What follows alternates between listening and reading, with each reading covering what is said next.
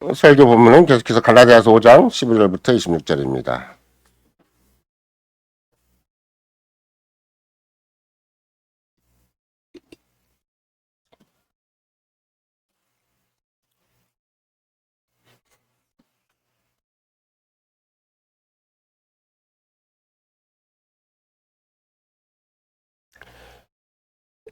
만일 서로 물고 먹으면 피차 멸망할까 조심하라. 내가 이르노니 너희는 성신을 조차 행하라. 그리하면 육체의 욕심을 이루지 아니하리라.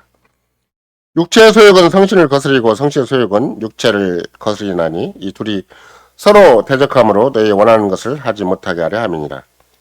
너희가 만일 성신에 인도하시는 바가 되면 율법 아래 있지 아니하리라.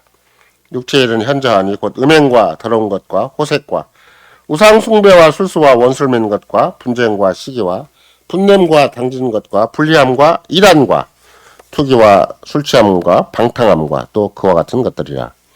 전에 너희에게 경계한 것 같이 경계하노니 이런 일을 하는 자들은 하나님의 나라를 유업으로 받지 못할 것이요 오직 성신의 열매는 사랑과 희락과 화평과 오래 참음과 자비와 양선과 충성과 온유와 절제니 이 같은 것을 금지할 법이 없느니라.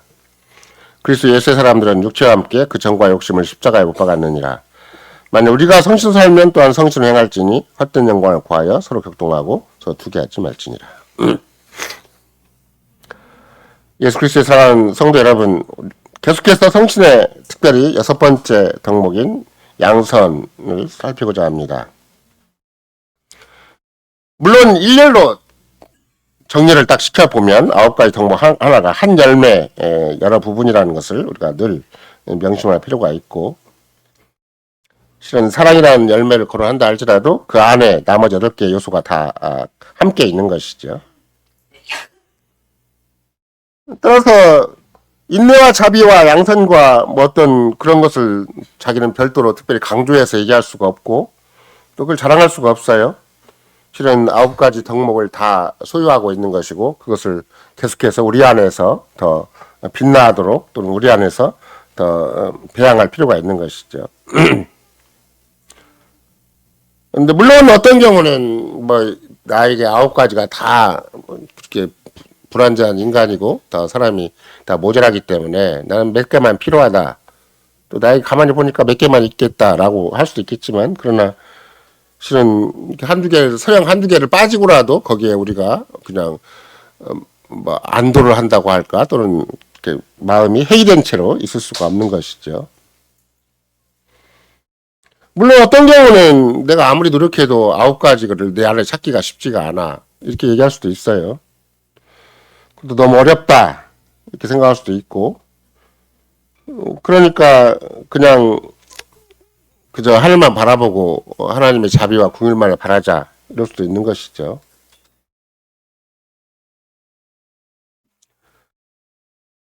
근데 이제 만약에 여러분과 제가 이렇게 9가지 요소, 9가지 덕목을 어느 하나라도 소홀하게 생각하면 그 겉으로 보기에는 그냥 성령에 속한 또 성령의 열매인데 9가지 덕목이라고 충분히 우리가 얘기를 하겠지만 그리스도인다운 모습이 결국 자기한테서 희석되는 거예요.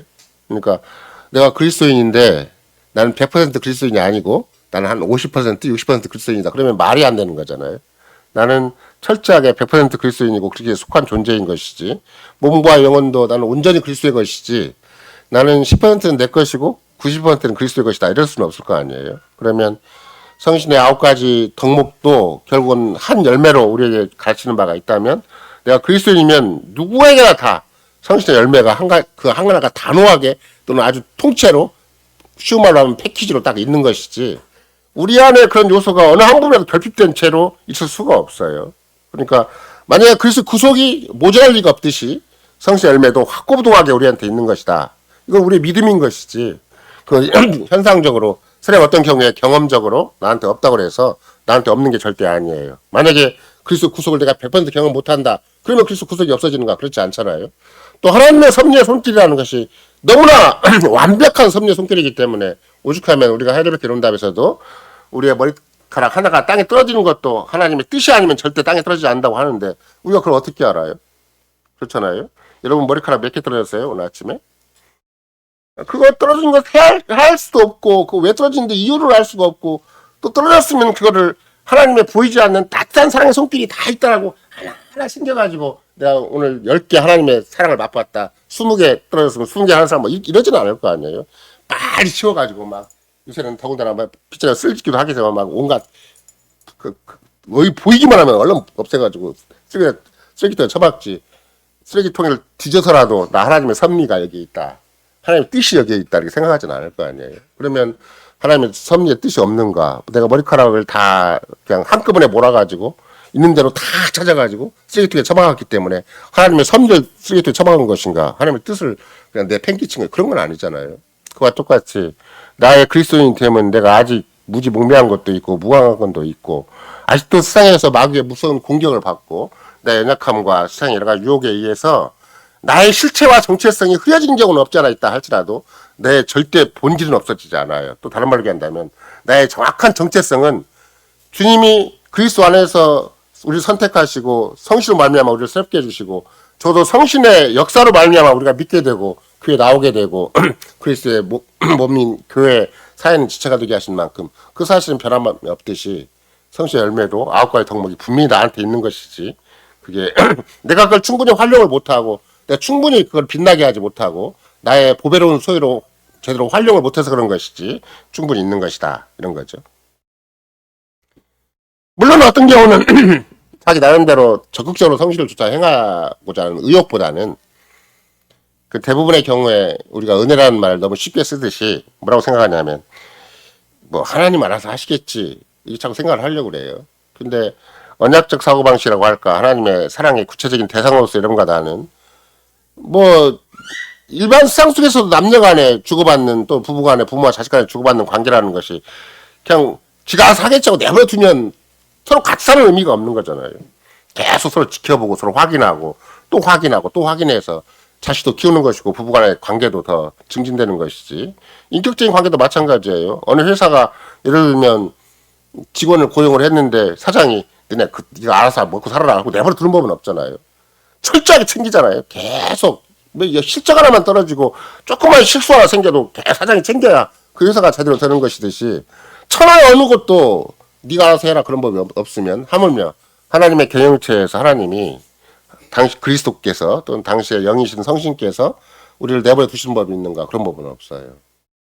어떤 세상의 사장보다도 어떤 부모보다도 어떤 남편과 아내보다도 철저하게 우리를 챙겨주시기 때문에 지금도 계속해서 이런 설교를 들음으로 말미암아 나한테 그런 요소가 이미 내장된 거구나 또는 내가 얼마든지 그런 요소를 그런 덕목을 가지고 이 땅을 충분히 지배하고 정복할 수 있는 거구나.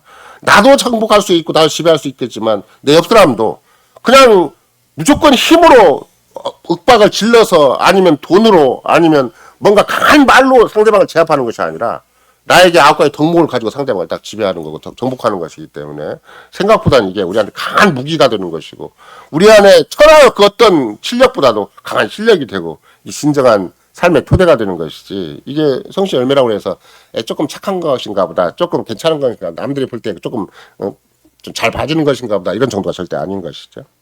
따라서 오늘은 성신의 열매인 6가지 덕목 양선에 대해서 첫 번째는 하나님이 많이 선하시다. 두 번째로는 따라서 우리도 역시 선해야 된다는 소주를 삼아서 갈라디아서 전하는 복음을 계속 듣고자 합니다.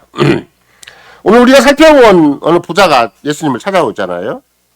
선한 선생님이여 내가 무엇을 하여야 하나님 나라를 상속할 수 있습니까? 이렇게 물어보니까 예수님께서 그 부자에게 이렇게 얘기를 해요. 네가 나를 왜 선하다고 하느냐? 하나님 한 분 외에는 선한 이가 아무도 없느니라. 하나님 한 분 외에는 선한 이가 아무도 없다. 그 말을 이제 여러모로 다 해석할 수가 있는 것인데 우리는 선의 진정한 의미가 무엇인가 또 성경에서 선이라고 얘기를 할 때 창세 때부터 뭘 선이라고 하는 것인가를 잘 생각을 해야 또 이 말씀을 예수님이 왜 하셨는가를 제대로 알 수가 있는 것이죠.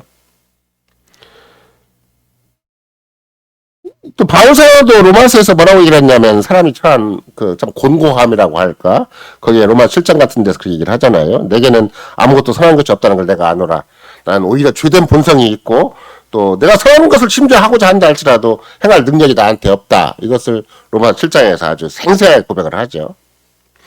따라서 우리는 예수님 당신마저도 오직 선한 분은 하나님 한 분뿐이다 라고 얘기하는 판국에 내가 행여라도 스스로 알아서 선한 경우가 있는가.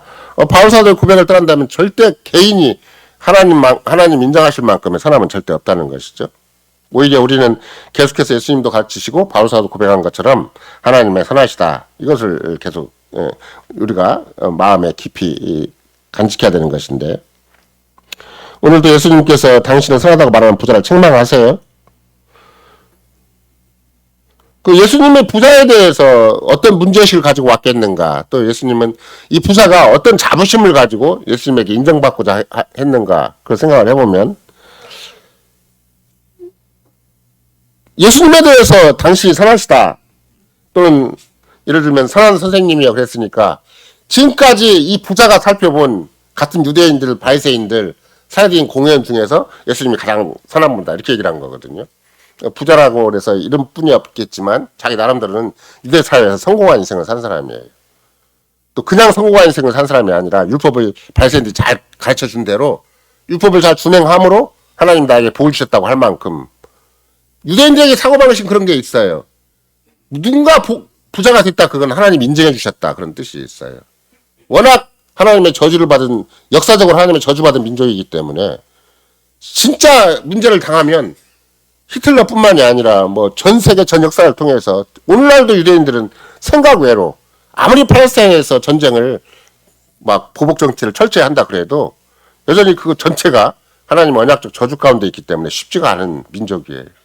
그럼에도 불구하고 하나님의 저주가 역사적으로 보편적인 그 민족이 어떻게 그 가운데서 세상에서 좀 그럴듯하게 재산을 소유하고 재물을 소유해서 넉넉하게 살 수가 있는 것인가? 그건 하나님의 각별한 보호하심이 아니면 안 되고, 하나님의 특별한 그야말로 언약의 복을 받은 존재가 아니면 안 된다라는 기본적인 전제가 있기 때문에, 내가 가진 돈이 많다는 것이 중요한 게 아니에요. 이 부자는 내가 하나님의 언약의 복을 받을 만큼의 나는 선행을 했다라는 게 더 중요하죠.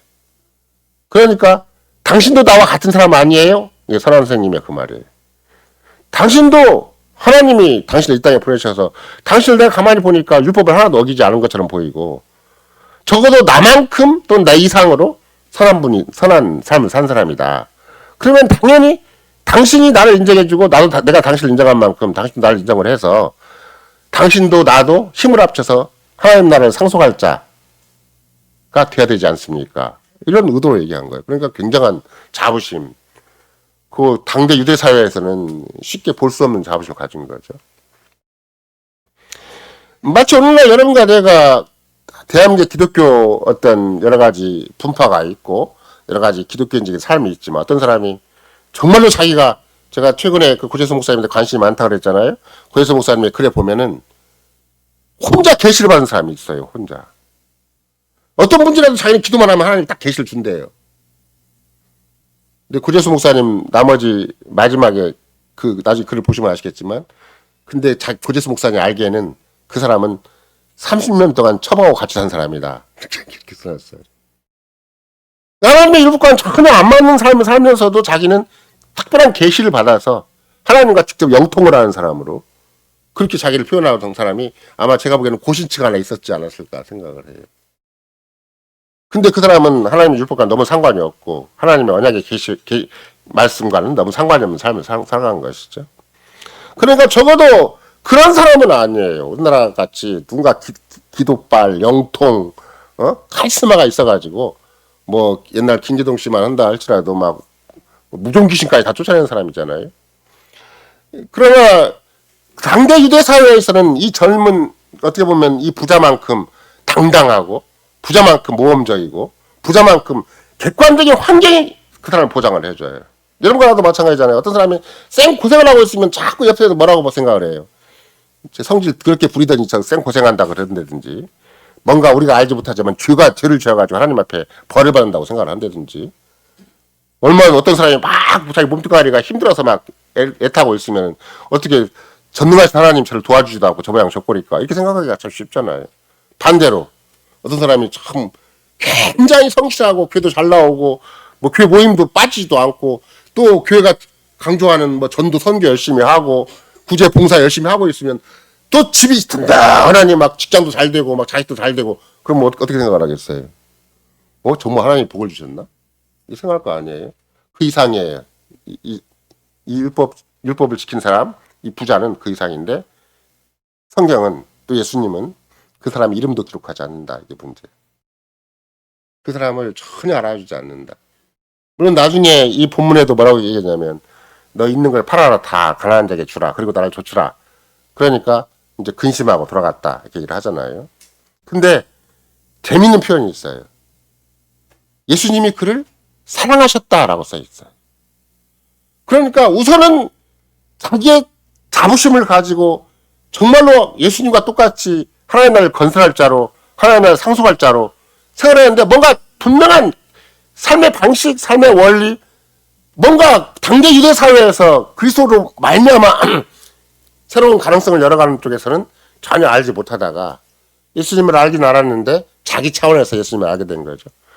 근데 예수님은 그를 끝까지 실은 붙들어 주신 것이 있고 아마 예수님의 사랑이 헛되지 않은 것이고 예수님의 사랑은 기업과 열매를 맺어서 아마 그 친구도 때가 되면 자기 이름이 초대교회 안에 분명히 등록이 되어 있을 것이다.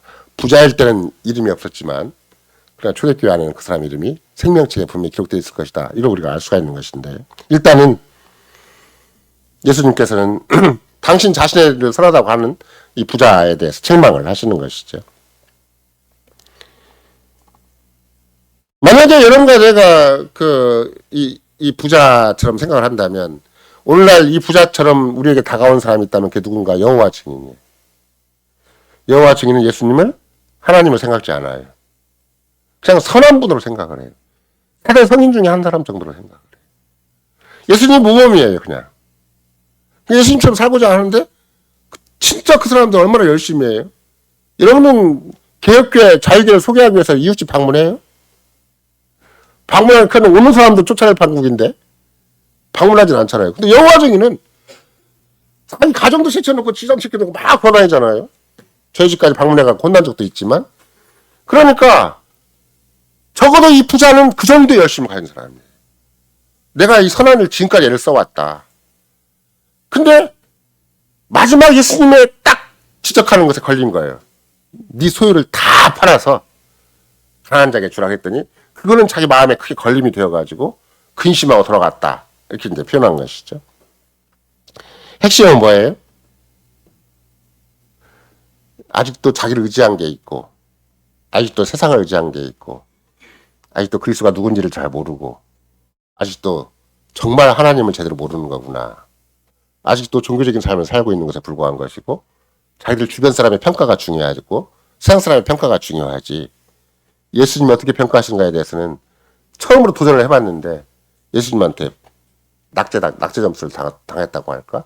예수님한테 거부를 당한 것이죠.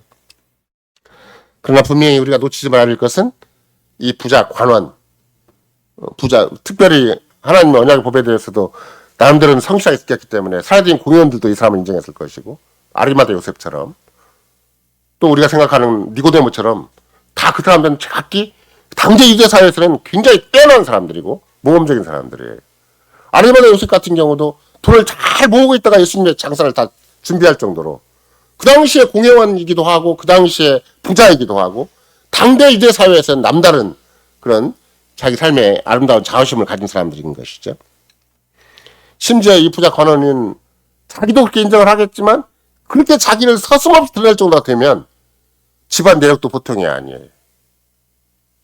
여러분과 만약 이 부자가 자기 아버지와 같이 모시고 살았다면 아버지가 성실하게 어릴 때부터 율법 조항을 잘 지키도록 가르쳤어요. 나도 어렸을 때 그렇게 안 됐는데 여러분도 우리 집 아이들이 여기 있긴 한데 어릴 때 그렇게 율법을 철저하게 준수하도록 가르쳐봤는가? 그때는 제가 언약의 법을 잘 몰랐을 때 열심히 기도하자고 그러고 성경 보자고 했다고 할지라도 율법을 철저하게 지키라고 가르치지는 않았어요. 그러니까 이 부자는 집안도 좋은 집안이에요. 아버지가 성실하게 어릴 때부터 지가 알아서 했겠어요? 아버지가 잘 강조하니까 그렇게 됐겠죠. 남다른 집안이에요. 또 집안도 굉장히 경건한 집안이고. 근데 문제는 뭐예요? 그가 가진 신학이, 그가 가진 교리가, 그가 가진 정말 우리가 생각하면 바리새 신학, 사회적인 신학에 취해 있었구나. 바리새 신학이나 사회적인 신학에 있어서는 탁월한 사람이고 모험적인 사람이고 집안 대대로 자타가 공인하는 그런 사람이 있지만 바리새 신학과 사내들인 신학의 결정적인 문제는 무엇인가? 예수님을 모른다. 예수를 안 믿는다는 거예요. 선의 극치는 뭔가 그러면 예수님이 선의 극치고 하나님이 당시의 선한 뜻에 의해서 누구를 보내주셨는가 그러면 예수를 믿기만 하면 그게 하나님이 기뻐하시는 것이고 하나님이 최고로 보기에 좋다고 생각하는 것인데 보기에 선하다고 생각하시는 것인데 이 부자가 결정적으로 못한 것은 자기 재산도 문제지만 뭘 못한 거예요?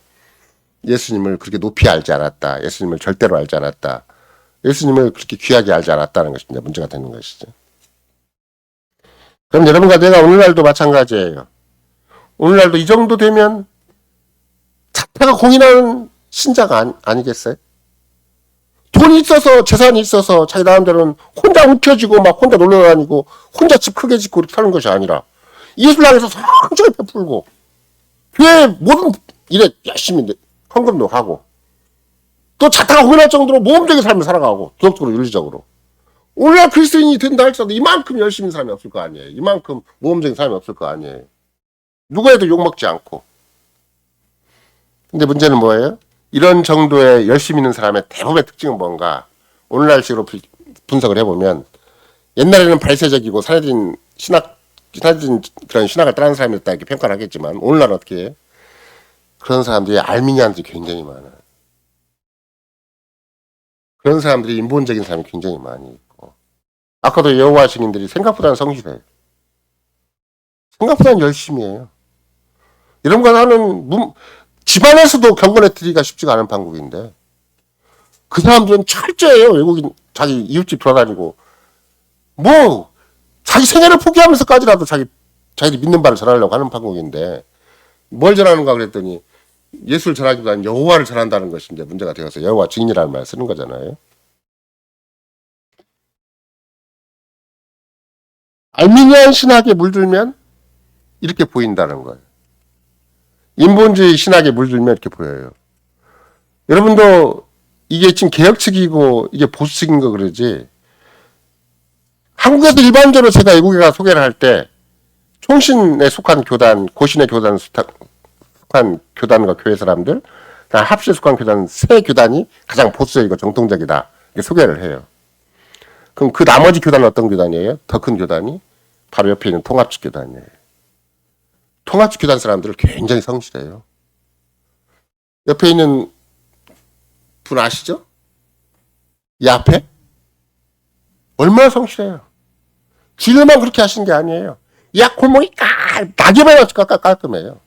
그렇게 성실해요. 상장을 준다면 인우동 동장이 상을 준다든지 아니면 자유교회가 상을 줘야 될 정도로 이런 거는 여기 교회 그렇게 수없이 왔다 갔다 해도 마당 한번 쓸었어요? 아니 그래서 쓴 사람 빼고 골목 한번 쓸었냐고 안 썼잖아요. 그분은 이 골목 처음부터 끝까지 다 쓸어요. 지 옆에 있는 분은 그분이 통합직이에요. 그러면 저분이 참 훌륭한 그리스도인이다라고 우리가 흔쾌히 인정했으면 좋겠지만 의외로 기독론이 희미하고 무엇보다도 우리가 알고 있는 만큼의 교회론이 그렇게 투철한 건 절대 아닌 것이다. 상당히 인본적이에요. 인간 성실로 얘기한다면 타의 추종을 불허할 정도로 성실한 분이세요.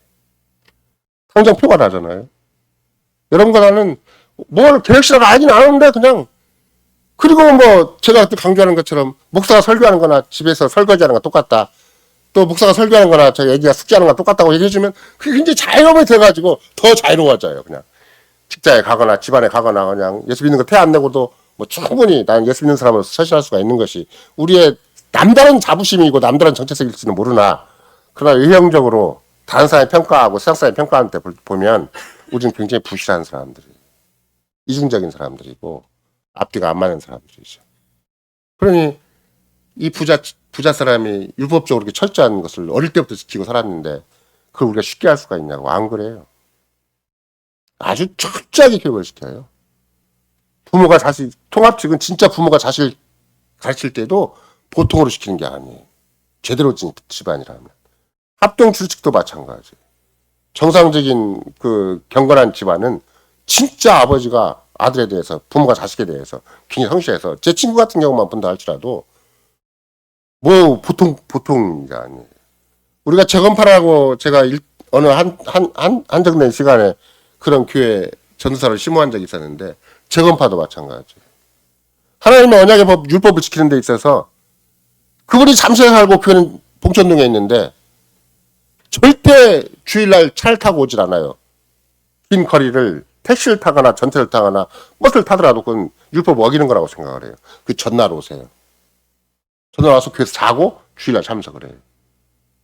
주일 성사하기 위해서 그 열심을 내요, 그분들은. 그런 이런 거 내가 생각을 할 때, 이 생각 무슨 시대인데, 그렇게, 주일날 절대 차 안 타고, 버스 안 타고, 뭐, 그렇게 세상적인 이용하지 않고, 만약에 그분이 주일날 온다면 어떻게 오겠어요? 걸어서 와야 되는데, 발세법에는 걸어서 몇 킬로 넘어가면 안 되잖아요, 또 그것도. 그럼 주일날 못 오잖아요. 그럼 가까이 와야 돼, 그냥 어떻든.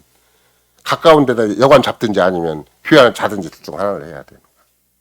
이럴 정도로 하나님의 언약의 법에 대해서 철도한 사람이 지금도 재건파라고 있고, 제가 최근에 한 정보로는 재건파는 신학교가 있는데, 재건파 교회가 전국에 산지에 있거든요. 그 신학교는 완벽하게 장학생이에요.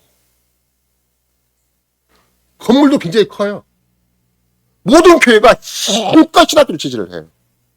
우리처럼 신학생이 있거나 없거나 무슨 뭐 신학교가 있어도 뭐 후원하거나 말거나, 지금도 합정 주류 측은 신학교가 교회에서 그렇게 교회가 많아도 후원이 안 되니까 신학교가 장사를 하는 거예요, 자꾸. 학생을 많이 모집해가지고 학생 수업비로 학교를 운영하려고 하는 거예요, 수업료로. 근데 안 그래요. 재건파 신학교는 교회가 힘껏 신학교를 지지해가지고 신학교 모든 사람은 모든 신학생 장학생. 완벽하게 기숙사에 수용해서. 그러면 그런 신학교 갔으면 좋겠어요? 이런 정도가 예수님 당대에도 부자, 관원, 사야딘 신학이나 발세 신학이 그런 게 있었고, 또 오늘날도 알미니안 신학을 가지거나 철두철미하게 정통 보수라고 하는 재건파 그런 경우도 그런 것이 없지 않아 있는데, 문제는 뭔가 우리가 생각하는 개혁신학은 아니다. 우리가 생각하는 신앙 고백에 성경적인 그런 것은 아니라는 것에 문제가 있는 것이죠. 그게 아니면 어떻게 생각하겠어요? 어차피 사람은 모질한 것이고 사람은 불완전한 것이고 우리가 아무리 애를 써도 한계가 있으니까 그냥 그럭저럭 지나가자, 이렇게 얘기할 때가 참 많아요. 적당히 현실한테 미끄러져 가는 것이고 현실과 타협해 가는 것이고 우물쭈물 그냥 간신히 예수 믿고 살아가는 것이지, 진짜 예수 믿는 것이 정말 자기 안에 큰 자부심이 되고 내가 그리스도인이라는 것 때문에 오늘도 이도 사는 것이 막 삶에 희열이 있고 감사가 있고 찬송이 있고, 그게 정답인데 그러기가 쉽지가 않을 거 아니에요. 그러니까 이제 인본적으로 조금 주변 사람이 인정해주고 평가해주고 자기 생각을 할 때 자기가 그래도 이 정도면 모험적이라고 생각을 하면 그걸 자기 나름대로 자부심을 삼고 살아가는 것이죠. 부자 관원은 자신을 선량한 사람이라고 생각을, 착한 사람입니다. 왜? 하나님의 언약의 법을 주셨고 그 기준을 주셨는데 나만큼 충실한 사람이 없고 나만큼 어릴 때부터 거기에 창림을 지킨 사람이 없다는 거예요. 막 필사를 위해서 교회도 안 나오고 막 뭔가 돈 벌고 먹고 살기 위해서 막 자기 마음대로 막 세상에 휘어다니는 것이 아니라 착실하게 할 때부터 교회를 잘 다니고 회당을 잘 다니고 율법을 잘 지켰더니 하나님의 복을 주셨다는 거예요. 이것만큼 확고부동한 게 어디가 있어요. 근데 그런 분을 가만히 보니까 자기가 보니까 자기만큼 산 사람이 또 하나 있어요. 가만히 보니까 예수라는 사람인데, 그래서 예수라고 우리가 고백한 주 예수 그리스도야 이렇게 묻는 게 아니라 선한 선생님이요 이렇게 얘기해요. 나와 똑같은 동료에 같은 질에 같은 모험적인 삶을 살아가는 선한 선생님 이렇게 얘기를 하는 것이죠. 그리스도를 자기와 같은 수준에 두었어요. 그리스도를 율법적인 사람으로, 계명적인 사람으로, 그리스도를 종교적인 사람으로 생각을 한 것이죠. 그 당시 유대 사회의 랍비 정도로 생각을 한 거예요. 유대 사회 랍비 정도. 핵심은 뭔가? 부자 관원은 그리스도를 제대로 알지 못했다, 이런 거죠. 왜 구태 이런 말을 길게 해요? 양선의 선 핵심은 그리스도라는 거예요. 그리스도를 알아야 선과 악이 결정돼요. 그리스도를 제대로 모르면 아무리 착하게 살고 세상 인정해줘도 그렇게 그렇게 마치 부자 관원이 그렇게 성실하게 어릴 때부터 율법을 지켰다고 할지라도 예수님 앞에 딱 거절을 당하잖아요. 예수님 앞에 책망을 당하는 것과 다름이 없는 거거든요. 그럼 여러분과 나도 생각을 해보세요. 나야말로 집안에서 인정받는 사람이고 남편도 아내가 인정해주는 사람이고 나야말로 성실한 사람이고 나야말로 대단한 사람이다. 근데 예수 믿는 건 아니에요. 그런 사람이 있을 수가 있어요. 시각각 나에게 주어진 문제 때문에 하늘 보좌 우편에 계신 주님을 바라볼 수 있고 주님께 의지할 수 있고 주님께 호소할 수 있어야 되는 건데 자기는 성실해요. 자기는 성실해. 자기는 주변 사람한테 인정도 받고 칭찬도 받아요. 근데 주님과는 관계는 별로 없어요. 그러니까 생각해보면 기독론의 부재라는 것이 얼마나 위험천만한 것인가. 세상적으로 종교적인 열심을 가진 자, 종교적으로 모험적인 삶을 사는 사람 굉장히 많아요. 가톨릭 같은 경우는 그런 사람을 양산해 놓는 것이 가톨릭이에요. 매일같이 선행을 해야 돼요. 가톨릭.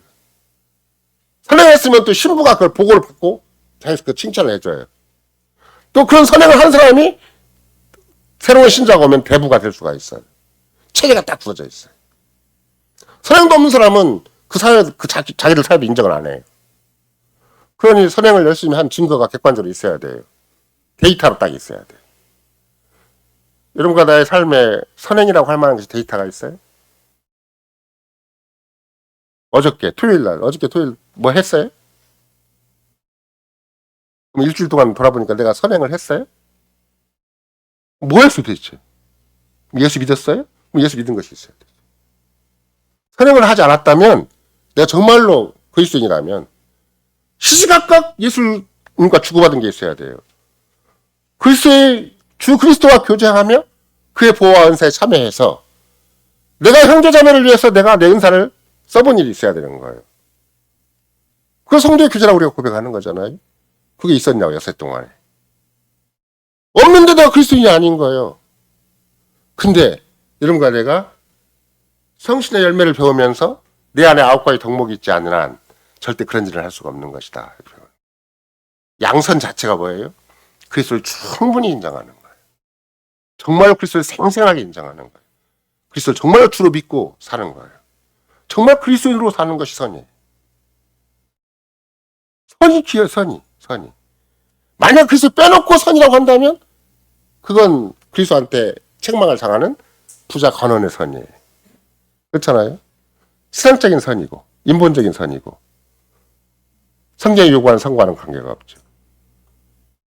내가 세상적으로 아무리 인정받고 정말 세상 사람이 높이 평가해주고 참 희생 봉사한다고 세상 사람이 알아주고 그런다 할지라도 그리스도가 없으면 아무것도 아니다. 여러분과 내가 아무리 세상에서 6해 동안 살면서도 선행 명록이 없다 할지라도 나는 그리스도 안에 있다는 생각 하나만 가지고도 충분히 우리는 선한 존재가 되는 거야. 내가 어떤 선한 행위를 일일이 데이터로 만들지 않아도 나는 숨쉬는 것이 선이에요. 난 존재하는 것이 선이에요. 왜? 내가 그리스도인이기 때문에. 이게 진짜 양선인 것이지. 내가 그냥 눈 뜨고 서 있으면 그게 선인 거예요. 그 대신 그리스도 안에 있어야 되고 성신 안에 있고 성신을 좋게 살고 있어야 되는 거죠. 그러니까 열매가 너무 중요한 거예요. 주님이 쓰고자 하시면 언제든지 유용하게 그리스도인으로서 주님 앞에 나를 내놓고 주님을 쓰임받을 수가 있어야 되고 내가 정말로 그리스도인으로서 그리스도의 구속의 은혜를 의지하고 있고 정말로 내 머리끝부터 발끝까지 그리스도 구속의 은혜 가운데 살고 있고 감사함을 살고 있고 그래서 성신을 의지하고 살고 있으면 주께 수시로 써주세요. 나의 말도 써주시고 나의 존재도 써주시고 나의 숨쉬는 것도 써주시고 내가 가진 돈 몇 푼도 써주시고 내가 가진 누군가 이름 모를 사람과 대화도 써주시는 것이고 다 써주세요. 나의 전 존재를 써주세요. 그게 진짜 선이에요. 어쩌다 목록 만들어가지고 이번부터 10번까지 내가 6해 동안 하루에 한 가지 해가지고 6가지 했다. 그게 중요한 게 아니에요. 나의 전 존재가 그리스도인이어야 돼. 나의 전 존재가 성령 안에 있어야 되고 성도 좇는 삶이어야 되고 그게 선이에요. 그건 숨쉬는 것도 재밌어요. 왜? 성신으로 숨쉬니까. 그리스도로 숨을 쉬니까. 그냥 내가 가만히 존재해도 제가 그러잖아요. 가끔씩 자다가 일어나도 너무 좋아요. 꿈을 꿔도 좋고 서른 어떤 경우에 좀 지저분한 것이 있고 불결한 게 있고 세상 잡다한 것이 나를 내 마음 혼동시켜도 내가 스스로 내가 그리스도 안에 있다는 걸 확인하면 그 모든 죄가 싹 씻겨지는 것이고 모든 두려움과 근심이 싹 사라져버리는 것이고 내 마음에 세해질 수 없는 평안이 딱 찾아오는 것이고 하나님의 영이 나를 의와 평강과 희락으로 딱 붙잡아 주는 것이지 하나님의 영이 나와 무관한 게 절대 아니에요. 내가 할 수 없는 걸 해주세요. 세상에서 얻을 수 없는 걸 해주시는 것이고 세상에서 구할 수 없는 걸 해주시는 것이고 그냥 숨만 잘 쉬고 있어도 우리는 너무나 아름답고 너무나 귀하고 너무나 선한 존재인 것이다. 이것이 진짜 양선이 가지는 굉장히 중요한 특징인 것이죠. 따라서 선한 것은 반드시 하나님 여호와에게서만 나오는 것이고 오직 성신에게서만 나오는 거예요. 양선이라는 말은 성신의 열매이기 때문에 성신께서는 당연히 나를 선을 추구하게 하신다. 당연히 내가 선한 존재가 되게 하신다. 나로 하여금 끝까지 선 속에 있게 하시고 그냥 선한 사람으로 존재하도록 하신다. 선한 삶으로 숨쉬게 만드시고 선한 삶으로 오늘도 살고 내일도 살게 해주신다. 그러니까 만약에 내가 성신을 안 쫓으면 어떻게 되겠어요? 선이 악이 되어버리는 거예요. 선이. 스스로 알아요, 본인이. 금방 악을 알아요. 세상이 나한테 뭐 지적하고 경찰이, 검찰이, 뭐 이웃 사람이 나한테 막 무슨 이상한 소리 하지 않아도 설령 그런 경우가 있다 할지라도 내가 선한 존재인 것을 내 스스로가 성신께서 확증을 시켜주는 것이죠. 그 선의 근원이 어디에 있는가? 그건 창세기예요. 또 창세기라고 할 때는 하나님이 선의 근원이세요. 왜? 우리가 볼 때는 뭐 번역을 처음 할 때 하나님이 보시기에 좋았더라라고 번역하니까 이 좋다는 말하고 선하고 연결을 안 시킬 때가 참 많이 있겠지만 영어는 더 분명해요. It is good. 그죠? 히브리어 토브라는 말을 영어로 번역할 때는 굿이라고 번역하니까 그게 선이에요. 선. 굿 아니면 evil 악이잖아요. 하나님이 선하시기 때문에 하나님 보시기에 좋은 쪽으로 세상을 만드신 것이고 그렇게 사람을 지으신 것이고 그렇게 역사를 운영해 나가시겠다는 거예요. 선은 하나님의 뜻이 이루어지는 것이고 하나님의 영광이 드러나는 것이고 하나님의 나라가 건설되는 것이고 하나님이 충분히 하나님으로서 자기 일을 하시는 것이 선인 것이지. 그러니까 하나님이 타락 이전에 세상 천지 만물을 지으신 다음에 사람을 마지막에 지어놓고 보시기에 심히 좋았더라. 그러니까 매우 선하다. 극선이다. 지선이다. 이렇게 얘기를 하는 거예요. 정말로 하나님이 보시기에 좋았다. 우리말로 할 때는 극히의 선을 본인이 표현하시는 거예요. 선이 좋다는 말과 똑같은 말이니까. 그러니까 이런 거 내가 똑같은 맥락에서 바울 사도가 로마서에서 표현한 건 뭐예요?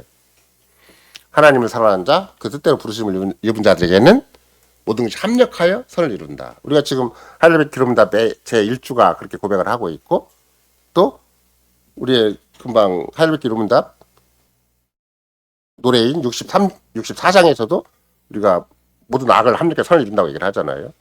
하나님을 사랑하는 자, 그 뜻대로 부르심을 입은 자들에게는 모든 것이 합력하여 선을 이룬다고 그러잖아요.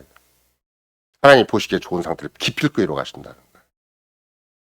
그러니까 우리가 온갖 내 안에 무너짐이 많고 정말 나의 지저분한 거, 나의 누추한 거, 나의 초라한 거, 나의 찌들린 거, 세상과 타협된 거, 내 인생을 정말로 만약 이게 CCTV로 내 인생을 하나님이 영적인 CCTV로 날 찍는다 그러면 내가 어떤 존재가 되겠어요? 세상 쓰레기 같은 존재가 될 거 아니에요? 이렇게 험한 인생, 도무지 앞뒤가 안 맞는 인생, 아무리 내가 날 챙겨놔도 쓰레기 같은 인생에 불과한 것인데 이런 나의 악한 모습을 주께 반드시 선으로 만드시겠다는 거예요. 보시기에 심히 좋은 대로 만들어 가시겠다는 거예요. 어린 양의 혼잔치에 흠과 티가 없이 뼈 중에 뼈로 살 중에 살로 만들어 가시겠다고 하는 거니까 그 약속이 너무나 위대한 약속인 거예요. 근데 그 약속이 어떻게 이루어 가시는가? 우리 안에 성신의 활동으로 만들어 가시는 거예요. 우리 안에 성신 열매가 있게 만드시는 거예요. 내가 지금 열매를 확인한 게 너무나 중요해요. 왜? 이 열매가 결국은 그리스도의 신부로서 흠과 티가 없이 어린 양 혼잔치까지 갈 때 뼈 중에 뼈, 살 중에 살로 기필코 완성될 것이기 때문에 그 열매 미리 맛보게 해주시는 거예요. 그 결과를 영원한 미래, 궁극적인 미래, 궁극적으로 하나님이 보시기에 심히 좋았다고 할 만한 그 아름다운 상태, 그 좋은 상태가 이미 우리 안에 시작된 거예요. 그게 우리 안에 아무리 내가 평가할 때는 못난 인간, 타협된 인간, 지저분한 인간, 세상에 초라하고 누추한 인간이라 한다 할지라도 나 같은 인간을 주께서 기필코 하나님이 보시기에 좋은 상태로 기억고 이끌어 가신다. 보시기에 좋은 상태, 그 극선의 상태, 최선의 상태, 완성된 상태로 이끌어 가신다. 이게 위대한 약속이 있는 거야. 그건 위대한 약속을 어떻게 확증시켜 주는 것인가? 내 안에 성신의 열매로서 확증해 주시고 맛보게 해 주시고 거기에 근거해서 내가 어설픈 존재가 아니다. 내가 그렇게 그냥 이럭저럭 있으라만한 존재가 아니라 내가 그리스도인으로서 얼마나 위대한 존재고 얼마나 아름다운 존재고 얼마나 손는 존재인 것인가를 충분히 확증해 주시는 분, 그분이 성신께서 내 안에 하시기 때문에 열매가 중요하다는 것이죠. 따라서 여러분과 나도 실은 하나님께서 친히 우리를 그렇게 상대하시고 또 하나님께서 우리같이 반역적인 존재, 우리가 어제도 그랬고, 제가 뭐, 다른 모임에서 그랬지만, 우리가 계속 토요일마다, 아니, 한 달에 한 번씩 남교 모임에서도 질투의 시험이라는 것이 여러분 카톡에 실려 있는데, 그 질투의 시험이라는 것이 뭔가 그랬더니 여호와 하나님이 질투하시는 하나님이시기 때문에 실은 우리의 믿음이라는 것이 그냥 율법적인 걸 막 의무적으로 지켜야 되는 거, 막 전도와 선교를 열심히 해야 되는 거 이런 것이 아니라 진짜 믿음은 사랑과 질투의 싸움이에요. 질투하시는 하나님이 나와 관계를 다 질투하시는 것 때문에 믿음이 생기는 거예요. 그러니까 우리는 믿음이다 그러면 막 열심히 나와서 막 뭔가 막 남다르게 하는 걸 믿음이라고 생각할 수 있겠지만 은행스님 살면 그게 모범적이라고 생각할 수가 있겠지만 아니에요. 질투하시는 하나님의 촉각을 내가 자꾸 눈치를 채는 거예요. 내가 이렇게 살아가면 질투하시는 하나님이 계속 나를 무섭게 혼내시는 거구나. 남녀간에 부부간에 사랑이 있는데 질투가 없으면 어떻게 되겠어요? 상대를 방치하는 것이죠. 그렇죠? 질투가 있으니까 그 뜨거운 사랑이 계속 가깝게 계속 현실로 막 자꾸 미치는 거잖아요. 물론 여러분과 나는 그런 진짜 사랑을 못 해봤으니까 사랑해도 그만 안 해도 그만 또 일정 시간 살다 보면 부부간에 뻔한 것이 다 그거다라고 생각해서 자포자기할 때가 참 많이 있겠지만 질투하시는 하나님은 절대 우리를 포기하지 않으세요. 질투하시는 촉각 그 감각을 우리한테 전하세요. 그게 뭔가 성찬 때마다 우리가 확인할 문제예요. 질투의 시험이라는 그 말은 그 말이에요. 성찬 때마다 바울 사도가 고린도서 10장에서 우리는 여차하면 자꾸 마음의 이상으로 달려가려고 그래요. 자꾸 사람이 우상으로 달려가려고 그러고 그 영적인 음행으로 달려가려고 그러고 자꾸 나도 모르게 하나님을 시험하려고 하고 나도 모르게 원망 불평으로 살려고 해요. 하나님 앞에 감사와 찬송 없이 살려고 그래요. 그걸 하나님은 성찬 때마다 우리에게 확인시켜서 우리를 질투하시는 하나님 앞에서 진짜 사랑을 고백을 하도록 진짜 그리스도를 주로 알고 그리스도를 사랑할 수 있도록 그렇게 촉구하는 주님의 독특한 방식이 뭔가 성찬식이라는 거예요. 그러니까 여러분과 나는 거꾸로 내가 어떻게 선한 사람이 되는 것인가. 진짜 선한 사람은 하나님이 질투를 느끼는 사람이에요. 하나님의 질투를 감각적으로 생각하는 사람이에요. 내가 이렇게 살면 하나님이 질투하시겠는가. 적어도 내가 남자와 여자 사이에서 그냥 사랑이 있거나 말거나 상대방이 나에게 관심이 있거나 말거나 그냥 애매모호하게 사는 것이 아니라 상대의 만족을 주기 위해서 상대를 감각을 내가 사랑의 아름다운 증거를 남기기 위해서 꾸준히 상대에 대해서 관심을 갖는 것처럼 질투하시는 하나님이 여러분과 나에게 주어진 모든 삶의 여건 속에서 사랑의 증거를 원하신다. 이런 거예요. 내가 이걸 왜 하지? 내가 오늘 이걸 왜 살지? 이렇게 만약에 바리새인들처럼 아까도 얘기한 부자 관원처럼 그 사람이 열심히 선행을 하는 이유는 어디에 있어요? 하나님이랑 상속하기 위해서 있고 하나님이라는 그 사람 생각할 때 먼 미래 얘기가 아니에요. 이스라엘 나라가 곧 자기 같은 사람에 의해서 이스라엘 나라가 하나님 나라가 되겠다는 거예요. 하나님의 건설자로서 자기는 율법을 지킨 거예요. 근데 결국은 뭐가 됐어요? 자기 의가 되어버렸죠. 자기 자랑이 되어버리고 자기 노력이 되어버린 거잖아요. 근데 반대예요. 그리스도가 여러분과 나를 당신의 십자가의 희생으로 구속하시고 그러면 그 구속을 무효하게 내버려 두신 법이 있는가? 그런 법은 없어요.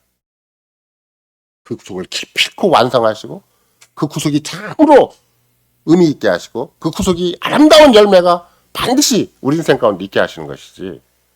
그리스도가 십자가에 돌아가셨는데 십자가에 위하여 돌아가신 그 인생이 세상에서 막 헤매다가 그만두는 법이 있는가? 그런 법은 없어요. 반드시 우리를 위해 십자가에 돌아가신 그분이 구속을 완성시키기 위해서 어떻게 하시는 것인가? 우리 안에 당신의 영을 주셔서 기필코 열매가 있게 해주신 것이다. 기필코 하나님 보시기에 좋은 대로 계속 문제를 이끌어가도록.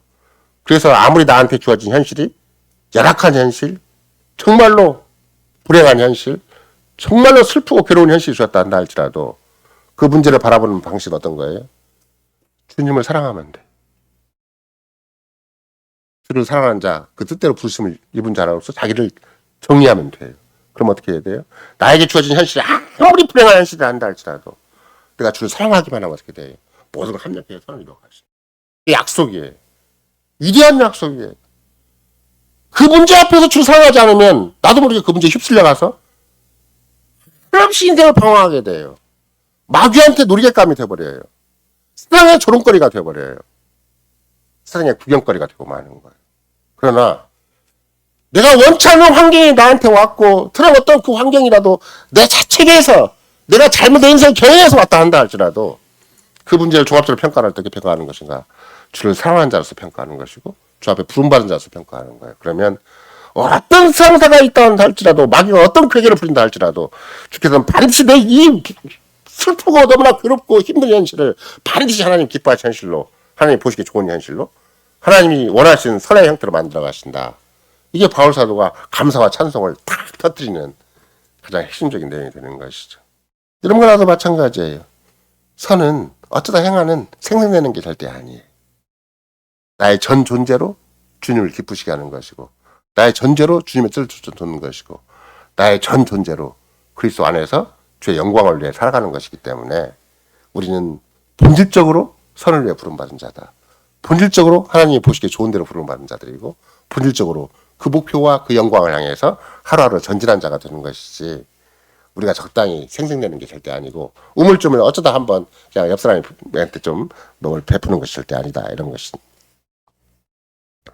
이런 맥락에서 결국은 사람에게는 어떤 선을 행할 능력도 없고 어떤 모든 악으로 다 기울어진 것이 우리 인생인 것을 본질적으로 고백을 하지만 그럼에도 불구하고 우리에게는 하나님이 보시기에 좋은 하나님이 보시기에 선한 대로 우리를 이끄시겠다는 하나님의 창조 원리가 있고 창조 목표가 있고 구속의 원리가 있고 구속의 목표가 있는 것이다. 그 구속의 창조 원리, 구속의 원리를 완벽하게 이루시는 분이 누구인가? 성신 하나님이시다. 그 일을 실제적으로 우리 가운데 경험해가면서 확신을 가지고 정말 내가 성신의 사람으로서 성신을 조차 사는 사람으로서 성신에 속한 사람으로서 이 땅을 살도록 하시면서 맛보게 하시는 것이 성신의 열매예요. 성신의 열매가 너무 중요한 거예요. 따라서 여러분과 나는 어떤 맥락을 생각을 해본다면 내가 이 땅에 존재하는 이유와 목적을 선 하나로서 정리할 수가 있어요. 내가 오늘도 살고 내일도 살아가는 정말 뭘 위해 살아가고 내가 이렇게 열심히 정말로 아침 일찍 일어나고 밤늦게 수고의 떡을 먹는 이유와 목적이 무엇인가? 내가 왜 공부를 해야 되고 내가 일을 해야 되고 내가 자식을 키워야 되는 것인가? 내가 지금까지 숨을 쉬고 살아가고 있고 아직도 계속해서 어느 날까지 될지는 모르겠지만 내 생명을 유지하고 살아가야 되는 것인가? 어디에 있겠어요? 하나님이 보시기에 좋은 대로 그 목표를 향해서 진지하게 살아가는 거예요. 그러니까 하나님 보시기에 좋은 대로 가는 것은 내 힘대로 내 노력대로 세상의 조건대로 안 되는 거예요. 삼위 하나님이 계속 연합해서 나를 그리스도 안에 두시고 그리스도의 풍성한 열매를 맺게 하실 뿐만 아니라 또한 성신의 열매로서 그 삶의 목표, 삶의 가치, 삶의 원리를 놓치지 않고 살게 해주셔야 내가 세상사 때문에 방황하지 않고 내 못난 것 때문에 방황하지 않고 마귀의 조롱거리가 되지 않고 하루하루를 늘 주님께 감사와 찬송을 드리면서 주의 율법, 언약의 율법 안에서 주를 사랑하고 주를 의지하고 전적으로 주께 맡기고 살아갈 수가 있는 것이다. 이것이 이제 진짜 성경이 약속하는 바이고 또 주께서 신이 당신의 영으로 우리에게 확증을 주시는 바가 되는 것이죠. 그래서 여러분과 나는 우리가 만약에 본성적으로 살았다면 우리는 어떤 존재예요? 철저하게 악한 존재예요. 철저하게 악한 자에게 속한 존재죠. 사탄에게 철저 노예가 된 존재고 종이 된 존재죠. 그런 자를 그리스도 안에서 우리를 건지셨다는 것이 하늘밖에 이루문답 제1문답의 고백이에요. 우리의 모든 죄를 그리스도의 보혈로 완전히 사해 주실 뿐만 아니라 마귀의 모든 권세로부터 우리를 자유롭게 해주셨다. 해방해 주셨다. 그러니까 서양 마귀가 우리를 조롱하기도 하고 우리를 교묘하게 자꾸 시험하기도 하고 여러분과 나에게 끊임없이 어떤 도전과 공격을 한다 할지라도 우리는 절대 마귀한테 함부로 넘어갈 존재가 아니에요. 왜? 원래 하나님이 우리를 창조하신 목적이 있고 우리를 구속하신 목적이 있기 때문에 만약 여러분과 제가 아까도 말씀드린 것처럼 정말로 내게 주어진 현실, 내게 주어진 온갖 잡다한 세상적인 조건 앞에서 내가 주를 사랑하기만 하면 내가 주를 의지하기만 하면 내가 내 모든 문제를 주께 맡기기만 하면 주께서는 충분히 하나님께 선을 이룰 만한 그 큰 사랑과 그 큰 능력과 그 큰 자비를 다 가지고 있는 것이다. 은혜를 가지고 있는 것이다. 이걸 믿는 것이죠.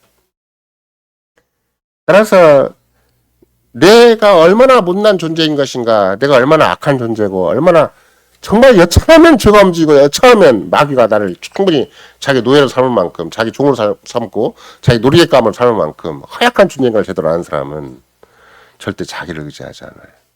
아까 유대인 부자는 뭘 의지한 게 근본적인 문제가 되는 것인가? 자기를 의지한 것이 문제가 됐어요. 최선을 다해서 의로운 사람을 살고자 했고 최선을 다해서 성심껏 타의 모범이 되기 위해서 노력을 했겠죠. 그게 중요한 게 아니에요. 날마다 주를 바라보는 것, 날마다 주를 의지하는 것, 날마다 주를 사랑하는 것, 날마다 그리스도 안에 있는 것, 날마다 성신을 의지하고 성 좇는 것이 너무나 중요하다. 우리는 숨쉬는 것 자체가 그리스도로 숨쉬고 성신으로 숨쉬는 것이 중요한 것이지, 내가 어떤 한두 가지 행위를 가지고 우물쭈물 옆 사람과 세상 사람 앞에 좋은 평가받기 위해서 노력하는 것이 아니라 주님과의 신실한 교제만이, 성신을 끝까지 쫓아 사는 것만이 우리의 진정한 인생의 답이 되는 것이다. 이렇게 얘기를 할 수가 있는 것이죠. 그래서 여러분과는 하나님만이 선의 근원이 되시고, 마치 우리가 복의 근원도 하나님이시기 때문에 오직 복이, 참된 복은 하나님께서만 나온다고 얘기를 하듯이 사람도 마찬가지예요. 하나님만이 선하시고 하나님만이 우리에게 선을 주시는 방법이 따로 있는 것이죠. 그래서 실은 아까도 말씀드린 것처럼 우리는 여차하면 우리가 알아서 선악을 결정하고 싶어 해요. 내게 주어진 문제가 막 이게 건강상에 좀 굉장히 심각한 문제가 나한테 주어진다. 또 경제적인 여러 가지 어려운 문제가 나한테 주어진다. 그러면 이것이 나한테는 악이에요, 악. 그 악을 서로 바꾸고자 해서 그리스도와 상관이 없고 하나님의 말씀과 상관이 없고 하나님 언약과는 상관이 없이 이걸 자꾸 상증 방법을 바꾸고자 해요. 어떤 약을 먹었는지, 어떤 건강 비법을 찾았는지, 어떤 단방요법을 찾았어라도 이걸 계속 바꿔가려고 그래요. 그것이 겉으로 보기에는 누구에게나 다 똑같이 있는 그런 삶의 지혜요, 삶의 방식인 것처럼 보이지만, 지금 로마서 8장에서 가르치는 건 그게 아니에요. 하나님을 사랑하는 자, 그 뜻대로 부르심을 입은 자들에게만, 그런 자들이 실감할 수 있는 게 무엇인가? 모든 악을 합력하여 선을 이루게 하신다. 그거는 지극히 인격적인 방법이지, 물리적인 방식, 또는 비인격적인 방식, 또는 수상적인 방식, 인본적인 방식이 아니에요. 이건 다 개투제하는 게 그런 거예요. 내가 최고의 인격자로서 최고의 인격자를 상대하는 방식으로 현실을 가름해 나가는 것인가? 아니면 나도 모르게 세상에서 배운 것이 너무 잡다한 게 많아요. 세상에서 얻어들은 정보가 너무 많아요. 이렇게 하면 좋다, 저렇게 하면 좋다는 것이 너무 가능성이 많으니까 그리스도에게도 아무 상관이 없고 하나님 말씀과 상관이 없고 계명과 상관이 없어요. 근데 막 밀고 나가요, 그쪽을. 나가다 보면 자기 수에 자기가 넘어가죠. 자기 꾀에 자기가 넘어가는 일이 많이 생겨요. 시간이 지나가 버렸기 때문에 인생을 되돌릴 수는 없어요. 우리는 매일 같은 우리에게 주어진 시간과 공간이 주의 뜻과 주의 나라와 주의 영광을 위한 공간이기 때문에 그리스도인으로 살아야 되는 공간이고, 그리스도인으로 살아야 될 시간이고, 정말로 성신을 쫓아 살아야 될 성 열매와 관계가 있는 하루하루 공간인, 우리에게 주어진 삶의 공간인 것이지, 그리스도와 상관이 없고 성신과 상관이 없는 시간과 공간이 절대 아니에요. 그러니까 이런 것보다는 자꾸 그 연습을 하는 거예요. 내가 그리스도인으로서 내가 일을 하고자 하는 것인가? 성신에 속한 사람으로서 내가 일을 하고자 하는 것인가? 내가 이 방법을 왜 찾는 것인가? 내가 현실을 왜 이렇게 꾸리고자 하는 것인가?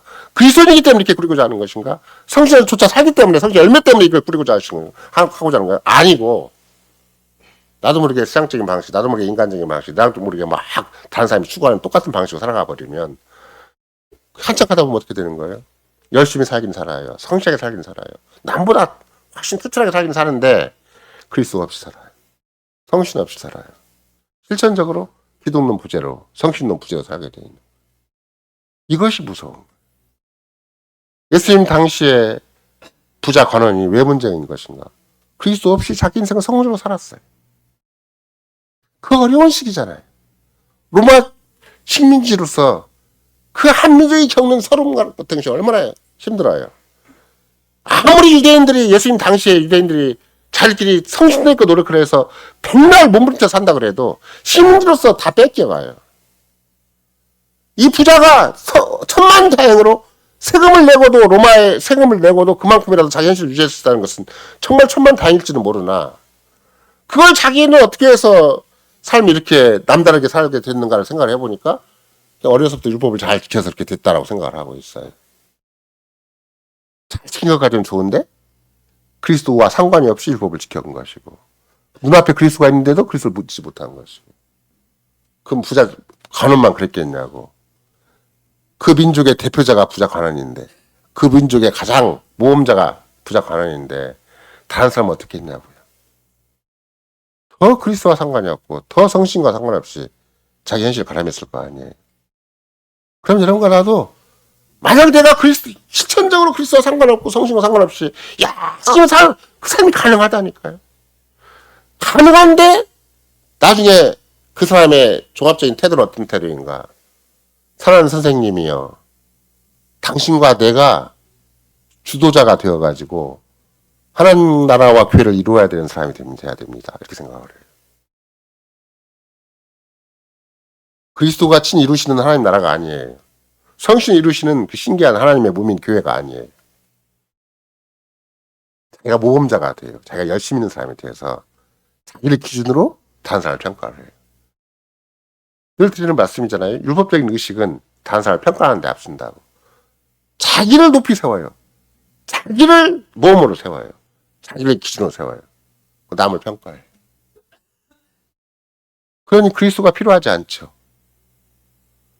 이 부자 관원도 그리스도가 필요하려면 어떻게 해야 되겠어요? 내가 아무리 몸부림쳐도 하나님이 말씀하신 그 계시의 거리가 멀다. 똑같은 부자 관원하고 그와 비슷한 인생의 경력을 가진 바울사도를 비교를 해보세요. 바울사도도 굉장한 실력자예요. 바울사도 집안이 보통 집안이 아니에요. 바울사도도 율법으로는 정말로 어떤 오류도 없는 사람이고 베냐민 지파로서 차세대 민족적인 지도자로 부각되는 사람이에요. 베냐민 지파니까 이전에 왕가의 회복을 위해서 노력할 수 있는 사람이에요. 이명박 씨가 대통령 되니까 이씨가 왕가가 회복됐다고 막 엉뚱한 주장하는 사람이 이 조경단에 다 모여가지고 막 버스가 10대 정도 모여가지고 막 별 잔치 다 하는 이상한 짓 생기듯이 사도 바울이 되기 전이라면 베냐민 지파가 이전에 다윗 유다 지파 때문에 그 지파가 사울 이래 망했는데 당신 이름도 사울이었잖아요. 그러니까 베냐민 지파 그 왕가의 회복을 위해서 노력할 수 있는 차세대의 정말 좋은 집안이에요. 근데 바울 사도는 뭐라고 고백을 해요? 내 안에 선한 것이 절대 없다. 선한 어떤 경우는 선한 것이 있긴 하나님 말씀에 따라서 선한 것이 있긴 하는데 악이 똑같이 존재해가지고 선한 것과 악한 것이 싸워가지고 선이 지더라. 오호라다는 공고한 사람이로다. 이 사망의 몸에서 누가 나를 건져내랴. 근데 부자 간원은 그렇지 않잖아요. 자부심을 딱 가지고 와서 똑같이 하나님의 언약의 율법을 배운 사람이고 연구한 사람이고 율법을 지킨 사람이고 율법에 흠이 없는 사람들인데 이 부자 관원도 율법에 흠이 없는 사람이에요. 바울사도 율법에 흠이 없는 사람이었어요. 근데 바울사도의 고백은 오호라다는 공고한 사람이로다. 이 사망의 몸에서 누가 나를 건져내랴. 내가 그리스도가 아니고 내가 하나님의 성신이 아니면 생명의 성신의 법이 아니면 나는 그 죄감에서 그 죄체계에서 그 인간이 가진 어두움에서 인간이 가진 그 누추함에서 절대 벗어날 수가 없는데 로마서 8장에 딱 들어오자마자 생명의 성신의 법이 나를 해방하였다. 그러니까 성신을 철저히 의지하니까 그 세상에 없는 생명이 막 살아 움직이는 거예요. 만약에 율법을 쫓아 끝까지 살았더라면 율법의 의로만 자기를 의지하고 살았더라면 바울서도 어두움이고 그 자체가 절망이고 아무리 유대 사회의 모범이 되고 이스라엘 사회 전체의 차세대 지도자로서의 인정을 받고 사회적인 공회에서 인정을 했으니까 오죽하면 바울사도에게 모든 특권을 딱 줘가지고 스테반 잡아 없애고 특권을 줬잖아요. 사회적인 공회가 인정한 사람이 사울이에요. 바울사도 이전에요. 그만큼 탁월하게 국가적으로 역사적으로 그 종교적으로 인정받는 사람이 바울사도인데 근데 어쩌다가 그러니까 거꾸로 생각한다면 예수님 앞에 나온 부자 관원이나 예수님한테 사로잡히기 이전에 사도 바울의 모습이나 똑같아요. 사울의 모습이나 똑같은 거야.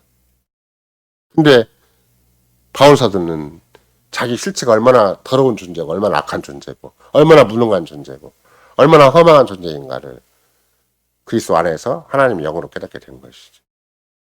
여러분과 내가 성신 열매를 생각을 하면 그런 거예요. 내가 평소에 생각하고 평소에 아무것도 아니 누가 탁 딴치면 인상이 쫙 금이 가요. 아, 내가 이렇게 악한 존재인데 내 안에 사랑과 희락과 화평과 의리참 자유 양선 충성은 절제가 있어? 그거야 그게. 근데 내가 그걸 조금이나 맛보면 조금이나 내 안에 딱 성실히 나한테 깨닫게 하신 바가 있으면 내가 이 위대한 걸 놓고 왜 인상을 써야 되지? 내가 이 아름다운 걸 놓고 내가 왜 상대방에 대해서 고가운 마음을 가져야 되지? 나를 조금 평안한다고 그래서 내가 옆사람에 내 뜻을 안 된다고 그래서 내가 왜 내 얼굴에 주름살이 생겨야 되지? 빨리 돌이켜요. 빨리 돌이켜. 나 성실한 사람이구나. 내가 성적을 줘야 되겠구나. 더 이상 육체의 수입을 이루지 않아야 되겠구나. 내가 그리스도인이구나. 나 왕 같은 제자이구나.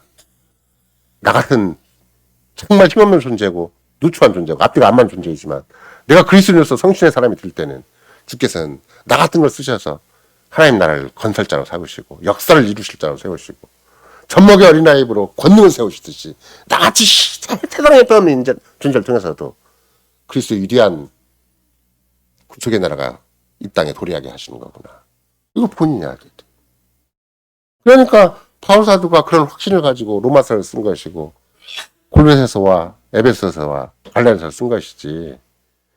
그런 확신 없이 그런 경험 없이 그런 자기 나름대로의 분명한 구속의 세계, 재창조의 세계, 사랑과 은혜의 세계, 자비와 양선의 세계를 모르고 그런 책을 썼겠냐고. 썼간 거예요. 그걸 모르는 사람이 누구였는가? 부자 가난이었고. 어떻게 생각한다면 만약에 부자 가난의 이름이 없지만 예수님이 끝까지 그를 사랑했다 그러면 그 사람 누구처럼 바뀌었겠어요? 바울사처럼 바뀌었겠죠.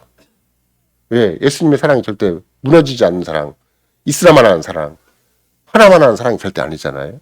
그걸 또 마가가 명시를 해놓은 정도가 된다면 예수님의 사랑은 기필코 열매를 맺었을 것이다. 예수님의 사랑이 우리가 맺는 성신의 사랑이잖아요. 그럼 예수님이 오래 참고 기다렸을 거 아니에요. 끝까지 견디게 만났을 거 아니에요. 그 부자 청년이 자기 재산을 다 내려놓고 마치 사울이 자기의 과거를 다 배설물로 여기고 그리스도 아는 지식 하나만 가지고도 그냥 세상을 큰 소리치고 살아갔듯이 이 부자 관원도 자기 재산이고 뭐고 지금까지 살아온 자기 인생의 가치관이고 방법론이고 다 차타 공인해주는 정말 투정을 불허할 정도의 삶을 모험적인 삶을 살았다 한다 할지라도 그거 다 떼기처럼 내버려버리고 주님 당신이 전부입니다. 나는 그리스도인인 것이 내 진짜지. 나는 성실자 사는 것이 내 진짜지. 내가 아무리 나를 챙기고 내가 아무리 옆 사람한테 인정을 받고 평가를 받고 대단한 사람으로 모험적인 사람으로 그게 날 추앙한다 할지라도 그거 아무것도 아닙니다. 만약 바울 사도가 유대인 사회에 이스라엘 역 전체 인정을 받아서 그걸로만 나가기로 했다면 어떻게 되겠어요? 오늘날 역사 전체가 오직하면 자유주의자들은 바울 사도가 기독교의 창립자라고 할 만큼의 그런 위상을 가진 사람인데 그런 삶을 살았겠냐고. 평생을 살았어도 고린도 후서에 보면은 허구한 날 매맞고 허구한 날 고난과 핍박을 당하고 허구한 날 인생을 판만장처럼 사는 사람인데 자기가 무슨 재주로 막 만장하신 사람들 앞에서 막 기독교 이렇게 하고 막 설교한 것도 아니잖아요. 고재성 목사님 설교를 보면 바울 사도가 어떨 때는 굉장히 사람을 막 설득을 많이 해가지고 설교를 잘해가지고 막 몇천 명이 모인 것처럼 보이지만 아덴 같은 데가 보면 한 명도 전도자가 없어요. 그러면 무엇에 바울 사도가 능력이 있어서 카리스마가 있어서 언변이 있어서 설득력이 있어서 사람들이 회심한 거 아니에요. 바울 사도가 그리스도인이 되고 바울 사도가 성신의 사람이 되니까 성신께서 바울 사도 쓰셔서 그런 열매를 맺은 것이죠. 이런 거도 마찬가지예요. 내가 스스로 가치가 있어서 내가 스스로 남다른 것이 있어서 내 안에 뭔가 남한테 내놓을 게 있어서 그런 거 아니에요. 자기를 자꾸 시체를 포장하면 안 돼요. 옛사람 포장하면 절대 안 돼. 나는 무조건 그리스도인이고 무조건 사람이고 무조건 성신의 사람이어야 오늘도 살고 내일도 살고 숨만 쉬고 있어도 이 재미가 있고 존재만 해도 의미가 있는 사람이 되는 것이지. 자 혼자 생색을 내려고 하면 금방 무너져요. 이런 거 내가 아무 여러분 자신을 갖고 오려고 해보세요. 앞뒤가 안 맞는 게 한두 가지가 아닌데 남들은 안 불지만 나는 알잖아요. 내가 얼마나 앞뒤가 안 맞는 존재인가. 얼마나 아무것도 아닌 것이 내 인생을 무너뜨리고 있고 내 인격을 송두리째 무너뜨리고 있고 그걸 가끔씩 식구들이 눈치를 채죠. 이거 왜 그래? 다 이렇게. 나 옆에 있는 사람이 다 눈치를 채죠. 저 인간이 왜 그래? 근데 우리는 안 그래요. 우리는 존재하는 것 자체가 그리스도인이에요. 우리는 사는 것 자체가 그리스도인이죠. 우리는 죽어도 그리스도인이고 살아도 그리스도인이고, 오늘 또 이렇게 숨을 쉬고 저렇게 숨을 쉬어도 성신의 사람이고 성신에 속한 자고 성신의 열매가 있는 사람이다. 나는 성신의 도구가 될 사람이고 성신의 쓰임새에 따라서 새로운 역사를 창조하고 새로운 세계를 일만한 사람이 되는 것이고, 나는 그리스도인에서 얼마든지 아름다운 삶의 자태와 열매와 위대한 새로운 역사를 꾸밀 사람인 것이지, 내가 그렇게 이슬람만 하는 사람, 그냥 형편없는 사람, 이 세상에서 막 제가 계속 모일마다 우리 교회 학생들 얘기를 하지만, 이 앞에 뭐 우리는 숫자가 애들 다 보여도 10명도 안 되잖아요. 이 앞에 학생이 몇 명이에요. 엄청난 돈을 들이고 우리 주차도 못하게 가끔씩 하고 막 공사 하나만 하더라도 그냥 막 한 달 정도 공사를 해야 막 뭔가 치장을 하는 그런 학교고, 그런 사람들 앞에 학교 뭐 교육 정책이 바뀌어지고 어떤 뭐 한 가지가 시행하려고 그러면 모든 사람이 다 투자가 되어서 사람을 키우는 것처럼 보이죠. 그렇게 해갖고는 그리스도의 위대한 역사를 만들지 못하고 그리스도의 재창 세계를 이루지 못하고 그리스도의 사랑의 은혜와 은혜의 세계를 이루지 못해요. 그 세계는 성신이 없는 세계이고 그 세계는 그리스도가 없는 세계일 거 아니에요. 그럼 여러분과 나는 그런 것이 아닌 그리스도로 말미암은 세계, 성신으로 말미암은 세계, 그 위대한 역사를 이루는 당사자로 부름받는 존재이기 때문에 우리같이 누추한 존재고 세상에서 알아주지 않는 존재고 우리 스스로 생각을 해봐도 별 볼일 없는 존재이지만 주님은 반드시 하신다. 우리같이 인생을 쓰셔서 정말로 젖먹이 어령 같은 그런 참 나약하고 세상에서 알아주지 않고 우리 자신 생각을 해봐도 못난 존재를 통해서도 주님은 반드시 일을 하신다. 반드시 당신의 나라를 이루시고 당신의 교회를 이루시고 당신의 위대한 역사를 이뤄 가신다. 이걸 우리가 충분히 믿을 수가 있는 것이죠. 따라서 여러분과 내가 선이라는 말이 애매모호한 말이 아니구나. 적당히 세상 앞에 그냥 알려지고 인정받고 평가받는 문제가 아니구나. 철저하게 그리스도에 속한 문제고 철저하게 하나님께 속한 문제고 철저하게 성신에 속한 문제이구나. 이걸 제3자 확인할 수가 있는 것이죠. 그래서 결국은 여러분과 내가 성신의 열매가 이제 양선이다. 또 열매 중에 한 단면이 한 덕목이 양선이다. 그렇다면 그 양선의 핵심적인 역할은 뭐겠어요? 선을 베푸는데 가장 핵심적인 역할은 뭐예요? 그게 바로 부자 관원에게서 볼 수 있는 거예요. 예수님이 다 통째로 부정한 게 아니에요. 궁극적인 것은 자기 소유를 다 팔아서 이웃에게 주라는 것이었어요. 근데 예수님이 지적하지 않은 게 하나 있어요. 뭘 안 지적했어요? 그 하나만 하다라고 말씀하지 않은 게 있어요.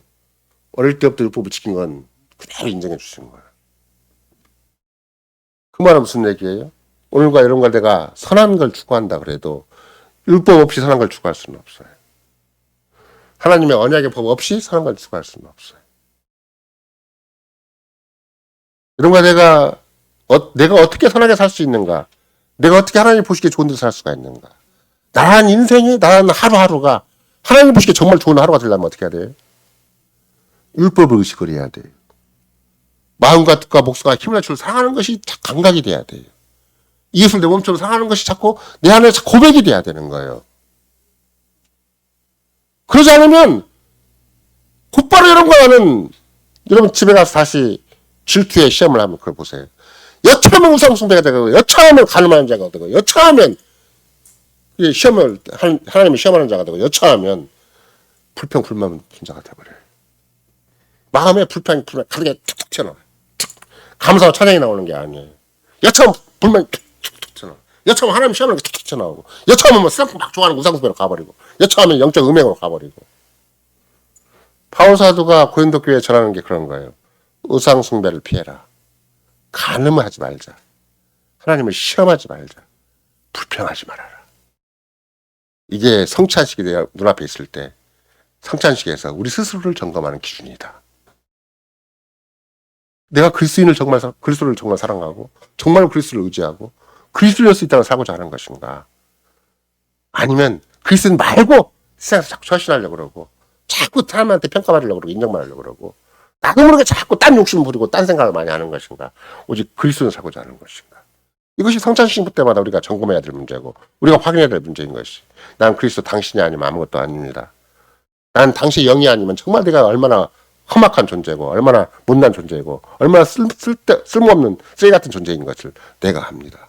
따라 나는 그리스도를 당신을 의지할 수밖에 없고 당신에 호소할 수밖에 없고 당신을 바라볼 수밖에 없고 성신을 조차 살 수밖에 없습니다. 이것이 무슨 특별하게 어떤 사람은 막 성신을 의지하니까 막 갑자기 막 신윤사가 생기고 그런 문제가 아니에요. 인격 하나하나, 감각 하나하나, 생활 하나하나, 사람 사사건건 하나하나를 계속해서 그리스도인으로서 계속 성신으로서 의지하고 살아가는 거예요. 그러면 신비한 지혜가 자꾸 생겨요. 구세주 목사님의 그 하나를 막 귀하게 알면 자꾸 나한테 주어져요. 그렇게 내가 못 찾아도 교회 식구들이 와서 여기 있네 그러고 찾잖아요. 물론 뭐 그럴 수도 있고 저럴 수 있다고 생각할 수도 있어요. 그러나 그 글을 귀하게 여기는 사람 따로 있어요.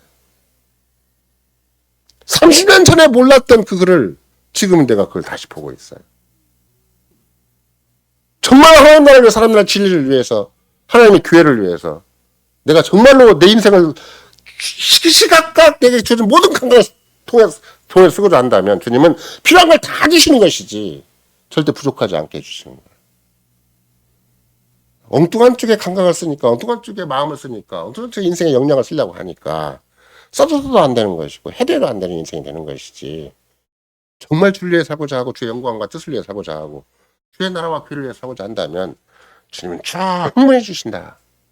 정말 살아계신 주님은 나를 충분히 인정해 주시고 충분히 써주시고 충분히 필요한 걸 공급해 주시는 것이지 주님이 그렇게 우야무야한 분이 아니고 주님이 적당한 분이 절대 아니시다.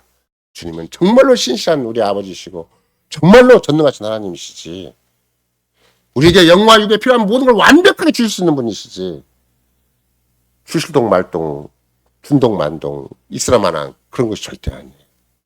여러분과 내가 오죽하면 정말로 보시기에 좋은 하나님 그렇게 나를 오늘도 보시기에 좋은 대로 나를 평가하시고 나를 인정해 주시고 그리스도 안에 두시고 성신을 보내주셔서 우리 보시기에 좋은 대로 이끌어 가신다.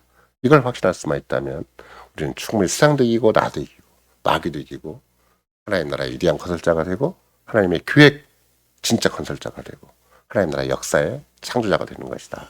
이것이 예수 친히 우리에게 주신 약속입니다. 아멘.